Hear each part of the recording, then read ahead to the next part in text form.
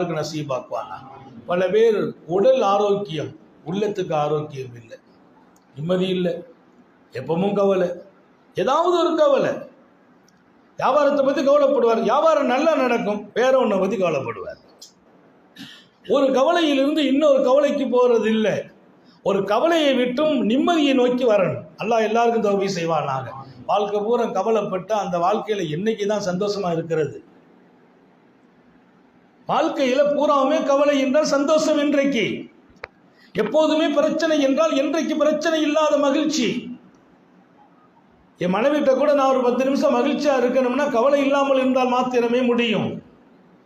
பிள்ளைகளோடு நண்பர்களோடு நான் முகம் கொடுத்து மகிழ வேண்டும் என்றால் மனசுல இருக்கிற கவலைகளை தூக்கி கீழே புதைக்க வேண்டும். மீண்டும் மீண்டும் சிந்திப்பதெல்லாம் கவலையாக, அது அழகானவர்களின் அடையாளம் இல்லை. இன்னும் அல்லாஹ் சொன்னால் அது என் நேசர்களின் குணமும் இல்லை. அல்லாஹ் நம்ம எல்லாரையும் பாதுகாப்பானாங்க. அதனால கவலையை தூக்கி வீசி விடுங்கள், அவன் கருணையை நோக்கி பயணமாகுங்கள்.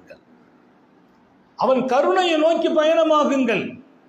உங்களை கரை சேர்ப்பது என் பொறுப்பு என்கிறான் அல்லாஹ். எல்லாருக்கும் தௌபீக் செய்வானாக. அன்பர்களே,